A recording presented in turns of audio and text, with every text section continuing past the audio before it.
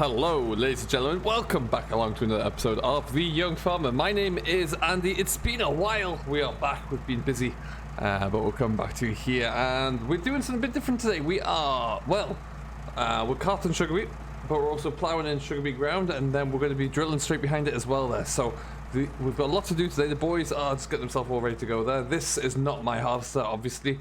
This is another contractor who was running a bit against the time crunch today, so wanted a helping hand. So here we are, and we're going to go and cart away from that harvester now. So I'm going to be in the T6 to start the day.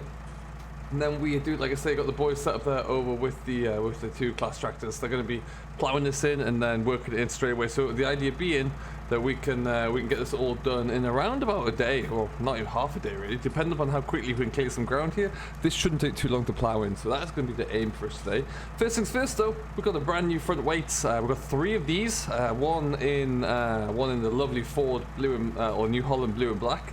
And then 2 in the class green and red. These are Watkins weights by Philip Watkins. They're beautiful, really, really nice looking weights here. Very smart, nice addition to my fleet. But what we're going to do is get after it here. We are just dumping this on the roadside. Oh, he's coming down there already. We might want to try and get after him here, see if he's ready to go. You can't wait for him to be full, because if you do, it's going to be too late. He is carries a lot in one load here. So we need to see if we can get him on the move, which looks like we're looking all right there. Perfect. And yeah, what we're going to do is just try to keep him less than half full, I think, would be the dream. Because like I say, that thing carries about 30 ton in there, and that's more than I can fit in here. So let's go just tip this load now.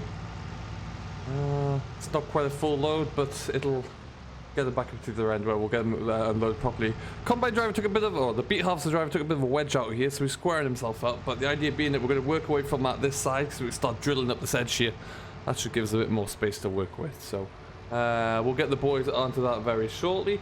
It's nice and dry. I'm traveling well, which I really didn't expect to be traveling all too well. But there's going to be an awful lot of beet left here, I think, given what we're currently working with. Back we go.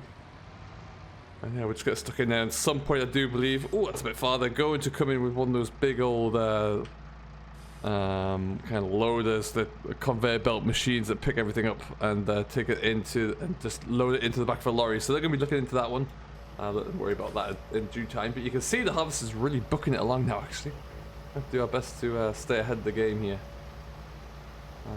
But yeah, it's a roper harvester there. It is huge. It looks like a really smart and also expensive bit of kit, I should say. But yeah, we're going to get this done today. I have George, and today I have got Chris with me as well. They're going to be piloting those 2 tractors. And then Anthony is still away on his, doing a little bit of maintenance, ground maintenance, raiding clearance, that kind of thing. But we will just whip this around here and see how we get on there. So, like I say, it has been a while. I took a little bit of time out, just couldn't get any content over to Simulation for the Nation, so we decided to skip a couple of weeks, but we're back. So I hope you are doing very, very well there. Do let me know down below what you're working on, as always, and how that's all coming together. And we're doing all right. As we kind of approach the end of the year, I know a lot of people are looking into like tax write-offs, really, in terms of buying new equipment and what that's going to look like. Won't be us. We're going to be sticking with what we have.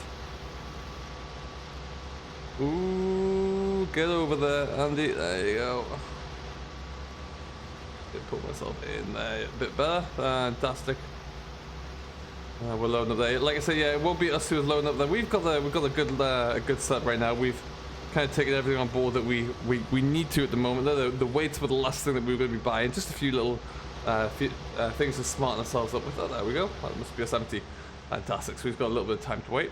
So yeah, I don't think we'll be adding any other equipment anytime soon. But I'm happy with the fleet. It's been a good year for my contracting business here. Really been able to expand in a manner that I never saw coming. So that's been particularly cool to see. So we're doing very, very well there. The class tractors are, couldn't ask for more from them really. They're absolute workhorses. This little T6 is doing its, getting its mileage in as well. It's mainly at the moment, apart from this week really, it's been running to the BGA with bales of straw. We're pretty much all but done in our in our little stockpile in my yard there. So we are looking to see if we can get any straw elsewhere, and if we can, try to capitalize on that. I don't want to do that. I want to get a bit further over, and we'll see how that looks. And yeah, so otherwise the straw business has been really good for us. Actually, it's kept us really busy. They've got a good amount of revenue coming in frequently, which has been fantastic to see as well. Now I'm going to load this up there. We're going to get the drone out a little bit with us today as well, but we're also going to try and get the boys started sooner rather than later. They are going to be putting some winter barley into here. Hopefully we'll get that in nice and quickly, and we should be good to go. So I think we'll go and get those guys set away. There we are. Put you down. And then we'll, yeah, we should be able to get this field turned out in no time. It's good to get everything, it's nice and dry on the top right now, so we can get all of this turned over, get all this organic matter buried, and at which point there we can come back in and look to get everything else taken care of as well there. So that's the plan. We'll see how it goes. It should be good. And yeah, we'll take it from there. For now though, like I say, I'm just going to go get the guys ready to roll there. This guy isn't going to stop, and quite rightly so. We need to keep going on so we can keep this field moving along nicely. But yeah, let's get this drawing out. Let's see what this operation is going to look like.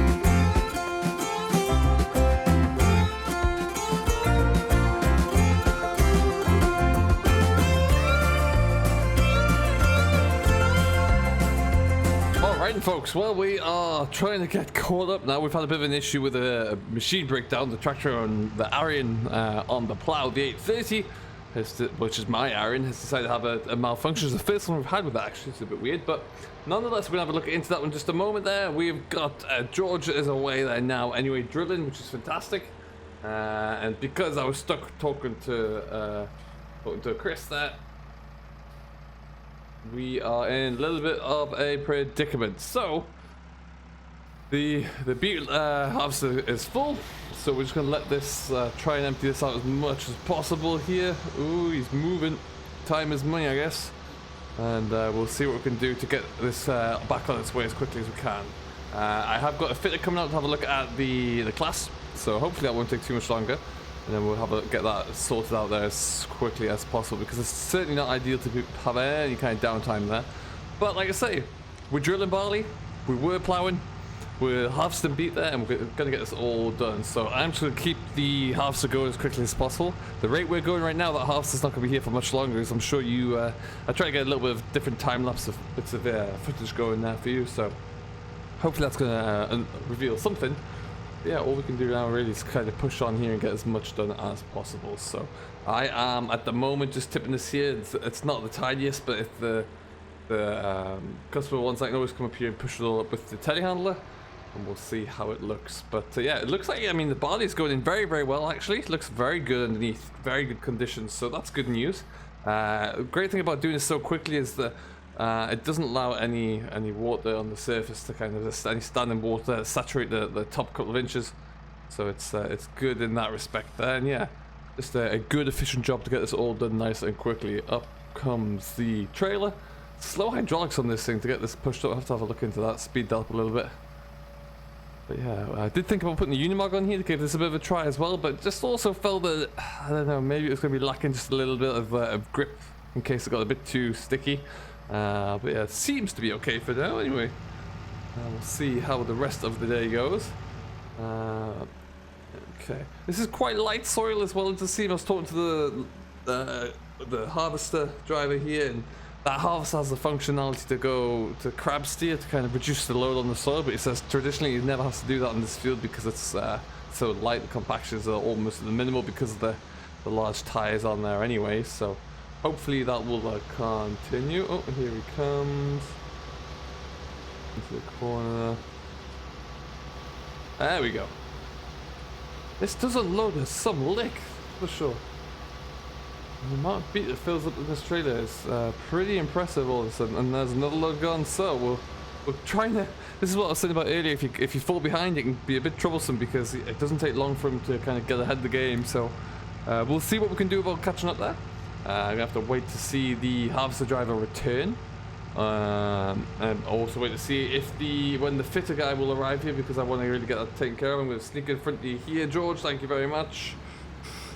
Here we go. Yeah, we're just going to continue to here. So we'll get this heap all stacked up and balanced up and looking a bit better. What we'll probably do as well actually is just let Chris or George take this back to the yard when we're finished. I'll take over on the plough, just to kind of get it going. And then, yeah, we'll get someone to come back with a telehandler and just push this heap all up, I think. There you go. Fantastic there.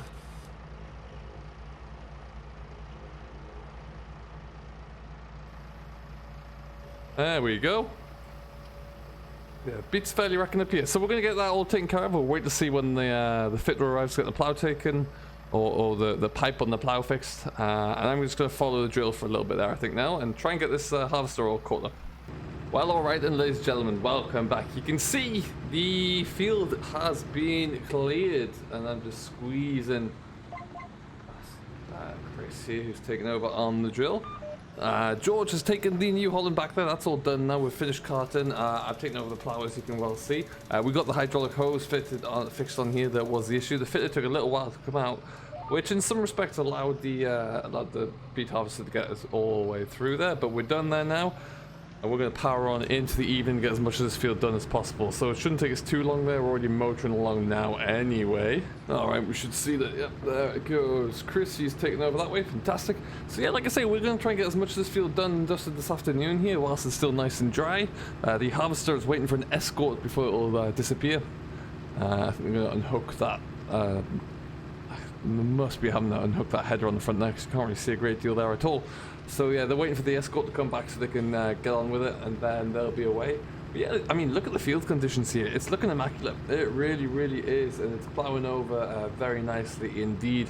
Get all that organic matter buried back underground there, which will be perfect, and then we can this winter barley's got a good chance of coming through, really. So hopefully it shouldn't take too long before we start to see some emergence here. It's still not too cold. We're getting close to the end of like what would be a good establishment time really for this, but we should be all right. We'll make the most of it, that's for sure.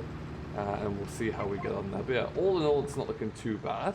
You didn't expect to be getting any more ploughing work coming up here this winter, so it's a nice little change. Nice to get us out from doing the regular haulage and the BGA work there as well. So it's always good to see. Otherwise, we've just been keeping ourselves going really with a little bit of yard maintenance, a little bit of machinery maintenance, and then a few small little road transport jobs really. It has been a little bit wet of late to get onto the fields. This land didn't take too much of a hit from it because I think ultimately it came down to the fact that this still had a crop on it really, so it was able to absorb some of that moisture.